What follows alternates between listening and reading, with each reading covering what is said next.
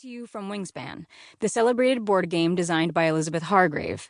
The accompanying text is from the Cornell Lab of Ornithology, one of the sources Elizabeth used when creating the game. From the beginning, demand for Wingspan has outstripped the limited supply, new games selling out each time a shipment reaches the shelves. If that popularity is a sign not just of a rewarding game, but also of a widespread and growing love of birds, it gives me hope for the future of our planet, despite what looks like an otherwise dismal trajectory. In 2019, scientists at the Cornell Lab and 6 other institutions revealed that nearly 3 billion breeding birds have been lost from the United States and Canada since 1970. More than 1 in 4 birds has vanished in my lifetime. Just 50 years ago, we would have heard so many more birds singing. We would have seen more at our feeders, in our neighborhoods, and in the tapestry of landscapes across our hemisphere. Anyone who has been touched by birds recognizes how impoverished our world would be without them. It's not just their breathtaking beauty and diversity that we would miss. More ominously, when birds disappear in such massive numbers, it means that something is terribly wrong with our environment. Close to home and across the thousands of miles birds travel, they are encountering formidable and escalating hazards, which are taking a devastating toll. Life is tough for a bird, even without humans adding to the perils they face. Consider the nest of a bobolink hidden in the grass, vulnerable to snakes, crows, and other predators. A young bobolink, if lucky enough to fledge, must find food, evade hawks, survive storms, and journey 12,000 miles to South America and back before it is a year old. Now add in the human perils and consider how vanishingly small the young bird's chances seem. Songbirds, normally guided by stars as they migrate at night, are pulled toward the lights of cities where lawns and asphalt offer little food or shelter. It's estimated that each year, up to 1 billion birds in this country and Canada are killed by window collisions, and more than 2.6 million are killed by cats. If our bobolink beats the tall odds to reach its winter home in Argentina or Bolivia, new threats await.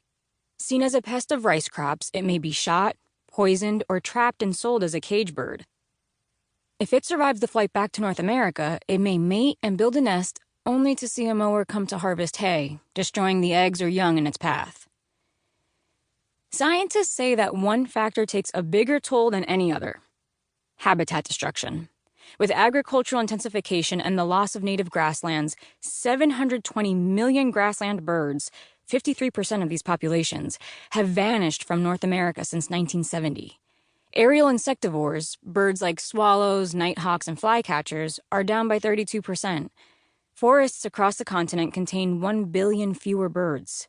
Even dark-eyed juncos, common feeder birds, are down by 139 million. There are glimmers of hope.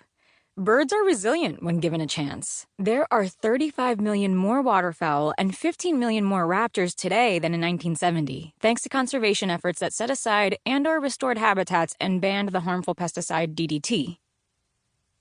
We also have powerful new ways to help birds by transforming observations from thousands of bird watchers into data needed for vital decision-making. Imagine a world where cell phones light up during peak migration, alerting cities to turn off lights, and wind turbines to power down as birds pass through. Where farmers get notifications to mow after bobolinks and meadowlarks have fledged. Or where nations decide together which hotspots to protect for migrating shorebirds, songbirds, or raptors. That future could come soon if birdwatchers like you keep contributing observations. You can also be a voice to support policies that protect birds and habitats needed by wildlife and people. And you can bring birds back on a local level by creating a bird-friendly yard, keeping cats indoors, and making windows safer. See the enhancement to learn how you can join these and other efforts to help birds. However you choose to engage with them, I wish you a lifetime of joy and inspiration with birds. I think back to my spark birds of years ago and all the miraculous moments since then, right up until yesterday, when I found a blue eggshell beneath a crabapple tree, a sign that there must be new life in a robin nest, even though it's April and the leaves still haven't unfurled here in the Northeast. The magic awaits. Keep looking.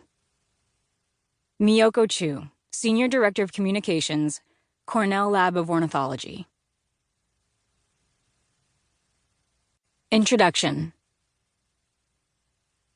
I have always loved games. My parents tolerated my love.